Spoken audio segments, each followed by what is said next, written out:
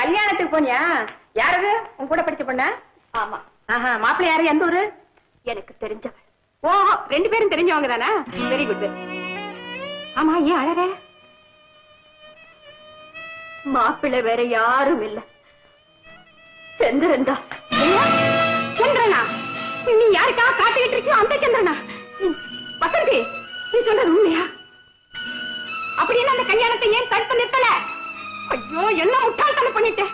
அருமையான சந்தர்ப்பத்தை கோட்டை விட்டுட்டியே. உங்களுக்காக நான் காத்துக்கிட்டு இருக்கும் போது இன்னொருத்தர் நீங்க எப்படி கட்டிக்கலாம்? உங்க கையில இருக்கிற தாலி என் கழுத்துக்கு சொந்தம் அப்படின்னு கழுத்தை நீட்ட வேண்டியது தானே? ஐயோ அக்கா, அவரை பார்க்க போன இடத்துல அவருக்கு கல்யாணம் நடந்துகிட்டு இருந்தது.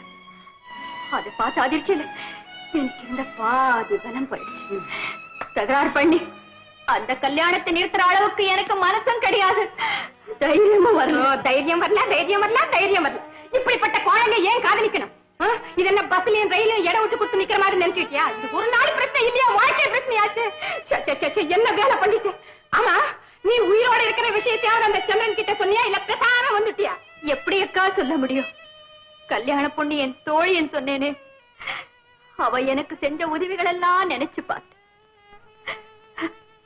அவரை தியாகம் பண்ண வேண்டிய நிலைமை வந்துடுச்சு. பெரிய தியாகம் பண்ணிட்டான். இது தியாகம் இல்ல, தற்கொலை. இந்த காலத்து பெண்களே இப்படி நாகரிகத்துக்கு பயந்து நியாயத்தை கோட்டை விட்டுடுவாங்க. அந்த பையன் இப்படிப்பட்ட அயோக்கியன்னு நான் நினைக்கிறேன்.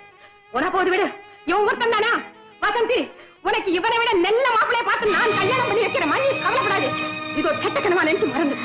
இல்லக்கா, இல்ல, நான் அவரை மறக்க முடியாது. எனக்குன்னு பிறந்தவர் அவர் ஒருத்தர் தான்.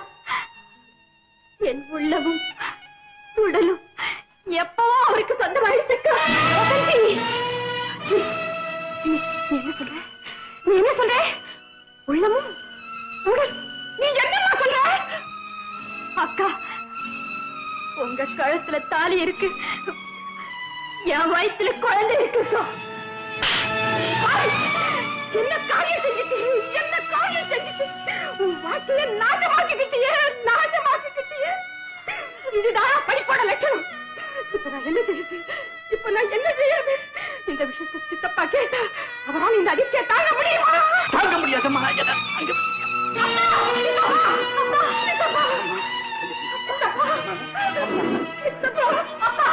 வசந்தியா இப்படிப்பட்ட காட்டியிருக்கா? என்னால இதை நம்பவே முடியலையம்மா. அப்பா, எனக்காக நீங்க பட்ட கஷ்டங்களுக்கெல்லாம் பலன் இல்லாம செஞ்சுட்டு வைரமா இருந்த நான் எரிஞ்சி கரித்துண்டாய் குப்பமேட்ல விழுந்துட்டேப்பா.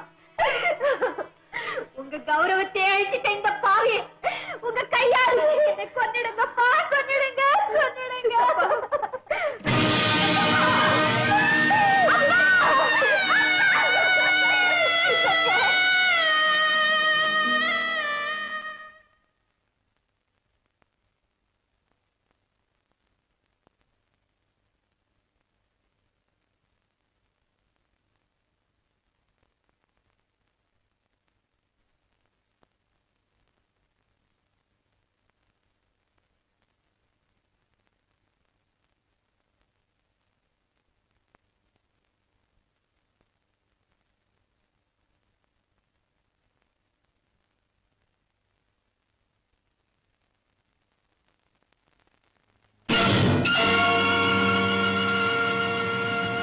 என்னம்மா, அறைக்குள்ள தூங்கிட்டு இருக்கிற அக்கா வாசலுக்கு எப்படி வந்தான்னு அதிர்ச்சியா இருக்கா? அறைக்குள்ள தூங்குறது அக்கா இல்ல, தலகாணி. தெரியுமே, நீ இப்படி கிளம்பி வருவேன்னு எதிர்பார்த்துதான் நான் இங்க காத்துட்டு இருக்கேன். வசந்தி, உன் நிலைமையில இருக்கிற பெண்கள் ஒண்ணு விஷத்தை சாப்பிடுவாங்க, இல்லன்னா வீட்டை விட்டு கிளம்புவாங்க. அதான் சினிமாவில காட்டுறாங்களே, தற்கொலை பண்ணிக்கிறதுக்கு என்னென்ன வழி இருக்குன்னு. விஷத்துக்காக வீடு பூரா தேடி இருப்பேன். என் வீட்டை விஷம் எங்க இருக்கு? வீணையும் தம்புராவும் தான் இருக்கு. ஒண்ணு சொல்றேன் வசந்தி, நீ என்ன ஏமாத்த முடியாது. எனக்கு 1000 கண் இருக்கு. நான் எதுக்காக வாழணும்? நீ எதுக்காக சாகணும்? எங்க அப்பா இறந்தது நான் தான் காரணம். இல்லங்கிறேன், அவர் கணக்கு தீர்ந்து போச்சு. அதுக்கு நீ எப்படி காரணமா இருக்க முடியும்? நீங்க எனக்கு ஆறுதல் சொல்றீங்க, ஆனா என் மனசாட்சிக்கு என்னால பதில் சொல்ல முடியலையே. நான் என்ன செய்வேன்? அக்கா, நான் பிறந்த உடனேயே தாய் இழந்த எனக்கு எங்க அப்பா தான் தாயா இருந்தார். என்ன அன்போடு மட்டுமில்லை, பண்போடு வளர்த்தார். அம்மா வசந்தி, நீ நல்லா இருக்கணும். நீ நல்லா இருக்கிறத பார்த்துட்டு நான் சாகணும். அப்படின்னு சொன்னவர் நான் கெட்டு போனதை பார்த்துட்டு. வசந்தி, என்ன பைத்தியக்காரத்தனா இது? கல்யாணத்துக்கு அப்புறம் வரம்பு மீறினா அது கலங்கம். அந்த மாதிரி இப்போ நீ யாரையாவது கட்டிக்க போறியா? அக்கா, அப்படி ஒரு காட்சி என் கனவுல கூட வரதுக்கு நான் அனுமதிக்க மாட்டேன் அக்கா, அனுமதிக்க மாட்டேன். கவலைப்படாதே வசந்தி, விதி விளையாடு. அதை பார்த்து நீ என் மாதிரி சிரிச்சுக்கிட்டுக்கணுமே தவிர அழக்கூடாதம்மா. அழுது பிரயோஜனம் இல்லை. இந்த நிலையில நான் எப்படி அக்கா சிரிச்சுக்கிட்டு இருக்க முடியும்? அவருடைய குழந்தைதான் என் வயித்துல இருக்குன்னு இந்த உலகத்துக்கு ஏன் அவருக்கே தெரியாது. நான் செத்துட்டதா நம்பிக்கிட்டு இருக்கேன். கழுத்துல தாலி இல்லாம கர்ப்பமா இருக்கிற என்ன பார்த்து இந்த உலகம் சிரிக்காதா? கழுத்துல தாலி இல்லைன்னு நீ கவலைப்படுற, கழுத்துல தாலி போட்டுக்கிட்டு நான் படுற அவஸ்தை உனக்கு தெரியுமா? உன் புருஷன் யார், எங்க இருக்காரு, ஏன் உன்னை விவாகரத்து பண்ணிட்டாரு, இப்படி எத்தனையோ ஆயிரம் கேள்விகள். நானே உன் மாதிரி கோழையா இருந்தா அன்னைக்கே இந்த தாலி செங்கிலியில தூக்கு போட்டுட்டு இருப்பேன். அந்த அளவுக்கு இந்த தாலி செங்கிலி ஸ்ட்ராங். உங்க தைரியம் எனக்கு இல்லக்கா. இருக்கணும்மா, இல்லன்னா இந்த நிலைமையில வர வச்சுக்கணும். அப்படி இல்லக்கா, நாளைக்கு எனக்கு குழந்தை பிறந்து அது வளர்ந்து பெரியவனாய் ஏம்மா உன் கழுத்துல தாலி இல்லைன்னு கேட்டா நான் என்ன பதில் சொல்லுவேன்? நீ என்னமா சொல்றது? நீ என்னமா சொல்றது? நான் சொல்றேன். இதோ பார் குழந்தாய் 10 பவுன் தாலின்னு காட்டுவேன். அக்கா, ஆமாம்மா, உனக்கு பிறக்க போற குழந்தைக்கு தாய் நீ இல்ல, நானம்மா. நான். நீங்க என்ன சொல்றீங்க? நான் கரெக்டா தான் சொல்றேம்மா. இந்த பாழா போன சமுதாயத்துக்கு பயப்படணும், மரியாதை கொடுக்கணும் நீ நினைக்கிற. ஆனா இந்த சமுதாயம் நமக்கு மரியாதை கொடுக்கணும் நான் விரும்புறேன். வசந்தி, நாளைக்கு உன் குழந்தைக்கு நான் தாயான பிறகு எங்க இந்த சமுதாயம் என்ன கேட்கட்டும். கேள்விக்கு கேள்வி கேட்பேன், பதில் சொல்ல முடியுமா? என்கிட்ட நெருங்க முடியுமா? வசந்தி, நீ பயப்படாதம்மா, நீ பயப்படாத. உன்னை நான் காப்பாத்துறேன், நான் காப்பாத்துறேன். இந்த குழந்தைய 10 மாதம் என் வயித்துல சுமந்தேன்.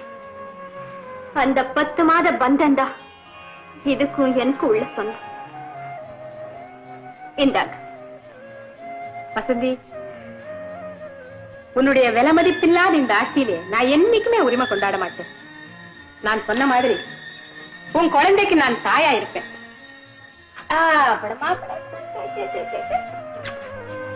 ஆனா ஒண்ணு, உன் வாழ்க்கையில இந்த குழந்தை உனக்கு எப்ப அவசியம் தோணுதோ அன்னைக்கு என்னுடைய அனுமதி இல்லாமையே உன் குழந்தைய நீ கொண்டு போலாம். அந்த உரிமை உனக்கு எப்ப உண்டு. உங்களை எனக்கு தெரியாதா? என் வயித்துல சுமந்ததேன் உங்க தலையில சுமத்துட்டேன். என் குழந்தைய உயிருக்குரிய காப்பாத்தீங்கன்னு எனக்கு நல்லா தெரியும். பரேக்கா, எங்க போற? நீங்க அடிக்கடி சொல்லுவீங்களே, அந்த மாதிரி வாழ்க்கையில எதிர்நீச்சல் போட போறேன். அக்கா, கஸ்தூரி காலேஜ்ல தமிழ் ப்ரொஃபசர் வேலை காலி இருக்குன்னு பேப்பரை விளம்பரம் பார்த்தேன். அதுக்கு அப்ளிகேஷன் போட்டிருக்கேன். என்ன டாக்டர் பேசாம இருக்கீங்க? எதுவா இருந்தாலும் என்கிட்ட சொல்லுங்க. மல்லிகாவுக்கு அபாஷன் ஆயிட்டதுனால இனி அவங்க கர்ப்பம் தரிக்க முடியாத நிலைமை ஏற்பட்டு அவங்க நீண்ட நாள் உயிரோட வாழணும்னா குழந்தை வேணுங்கிற ஆசையே இருக்கக்கூடாது. ஐயோ, இது என் தம்பிகிட்ட நான் எப்படி சொல்றது? சொல்ல வேண்டிய அவசியம் இல்லக்கா. டாக்டர், அவ ஆரோக்கியமா இருந்தா அதுவே எனக்கு போதும். நான் வரேங்க.